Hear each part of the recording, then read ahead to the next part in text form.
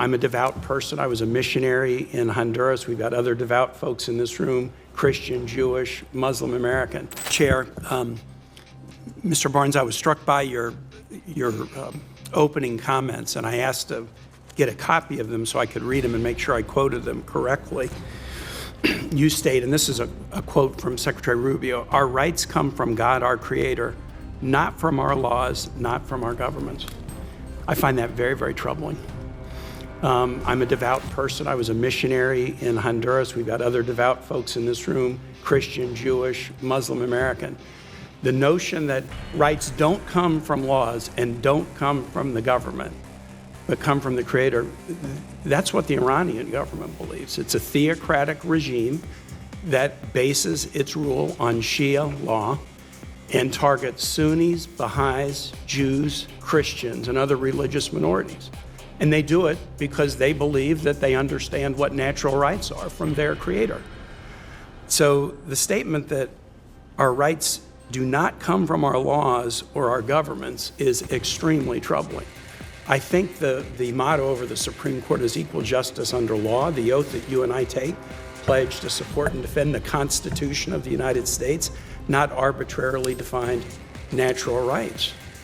I'm a strong believer in natural rights, but I have a feeling if we were to have a debate about natural rights in the room and put people around the table with different religious traditions, there would be some significant differences in the definitions of those natural rights.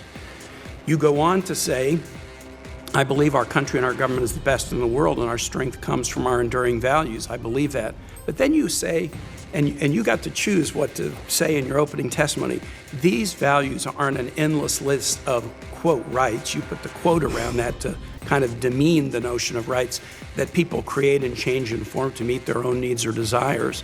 These values aren't identity politics. They're the historic natural rights that we have as individuals pursuing life, liberty, and happiness in the world. Pursuing life, liberty, and happiness. The State Department's Human Rights Report has just struck out all references to the rights of LGBTQ people in countries and the way countries treat LGBTQ people. I mean, do they have a right to liberty?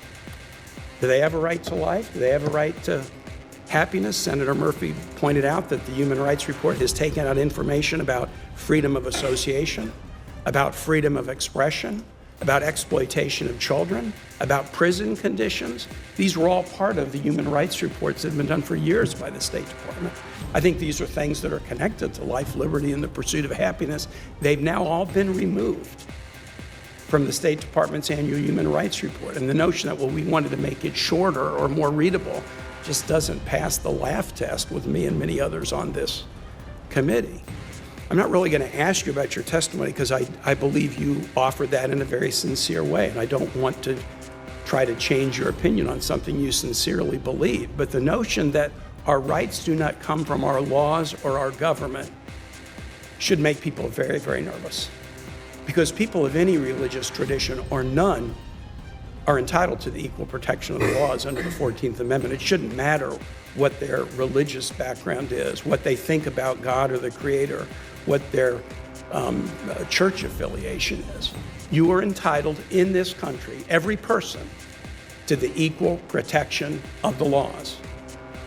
And so to demean laws and demean governments and suggest that rights don't come from laws and governments, I mean, again, I think there are such things as natural rights, and I try to live in accord with them. But I would never demean the law. We are a nation of laws, not men. Laws, not people.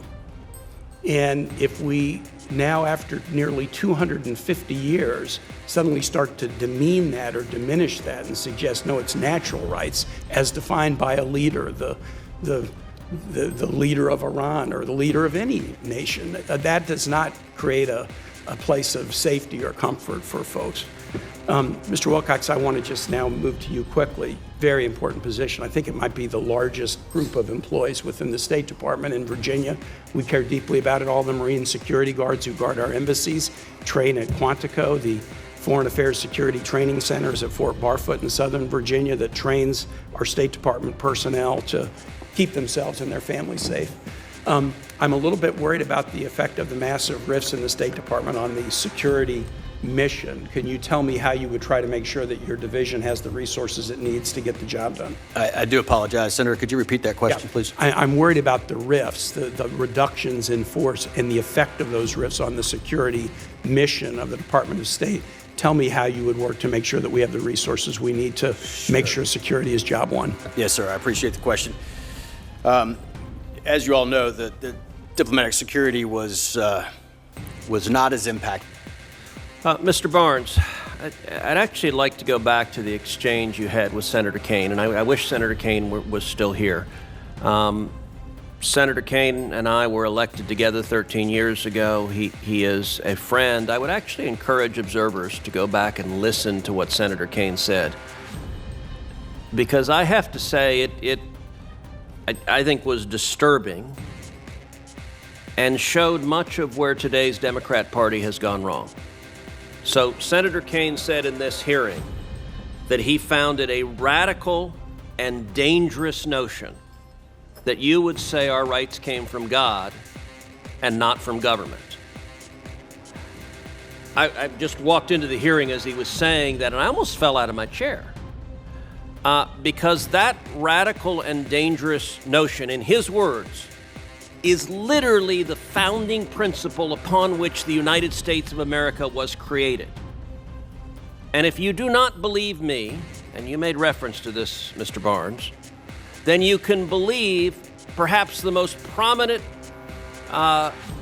Virginian to ever serve, Thomas Jefferson, who wrote in the Declaration of Independence, "We hold these truths to be self-evident, that all men are created equal, and that they are endowed by their Creator, not by government, not by the Democratic National Committee, but by God, with certain unalienable rights, that among these are life, liberty, and the pursuit of happiness." I have to say it is stunning to me that the principle that God has given us natural rights is now deemed by Democrats some radical and dangerous notion. Mr. Jefferson was right when he wrote those words. Government exists to protect those rights. But slavery was not okay when U.S. law allowed it. It was wrong then, it is wrong now, it is always wrong.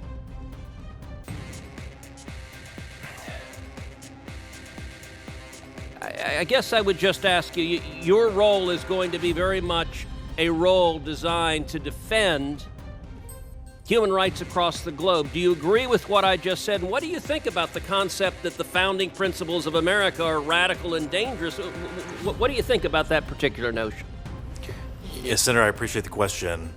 And I'll just say, I think one of the ideas behind, we have a new office in DRL, Office of Natural Rights, post the reorganization. I think one of the ideas behind that is you actually have the most consensus behind these natural rights than the kind of, maybe hot button issues of the day. And so we should champion those, as Senator Kaine mentioned. Thank you, Mr.